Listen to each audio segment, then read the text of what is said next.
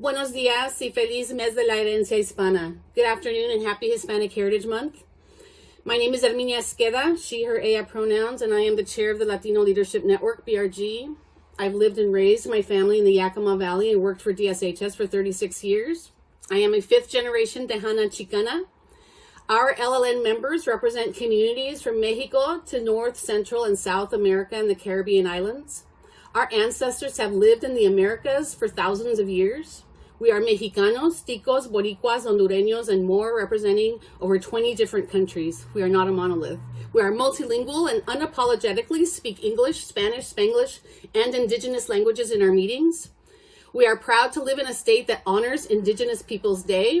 Our culture reflects our beautiful indigenous and Afro-Latin roots.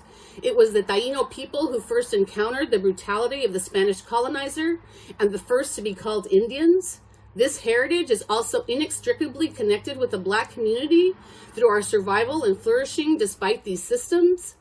Our diverse Latin diaspora has traveled as far away as Washington State, where we are the fastest growing ethnic group in Washington State and make up the majority of Yakima, Adams, and Franklin counties. Our contributions are not just economic. We are a community that values family, hospitality, and belonging. We work hard and we love even harder. LLN acts as an empowered BRG that understands the communities we serve, because our families are the communities that we serve. We support our governor's efforts and your efforts, Attorney General Nick Brown, to address the impact of federal immigration policies on our Latin and immigrant community through executive orders and litigation. Today, we want to highlight some specific areas of concern that our members have raised, specifically regarding the impact of the federal executive orders on not only Latin state employees, our families, and the communities we live in and serve, but all communities of color, where we are all familia. In addition to executive orders, this administration is using the Supreme Court, the military, and every resource that they have at their disposal to spread terror and fear in our communities. They are spreading false narratives, spewing dehumanizing rhetoric, and using brutal force to go after our communities. They are detaining and separating families without due process. They are removing immigration pathways, and they have criminalized the way we look, dress, speak, and work. Let me repeat that. They have criminalized the way we look, dress, speak, and work. None of our communities are safe.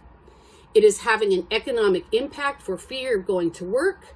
New studies show that this is having a mental health impact on all of us, worse than COVID, especially our children. Children are afraid of going to school for fear of returning home and having their loved ones not there.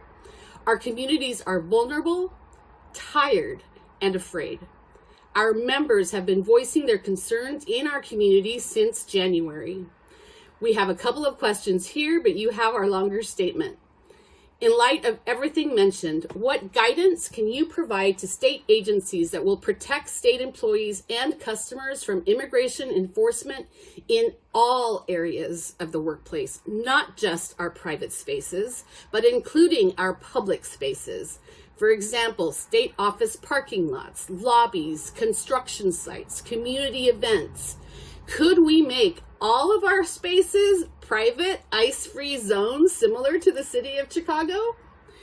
Second question, because of the increased vulnerability of our staff and customers being detained based on how they look, speak, live, and work, what guidance, training, protections can you provide BRGs and agencies on how to interact with immigration enforcement, not if, but when they attempt to detain our customers or staff during work time? Thank you for listening, and thank you for your response.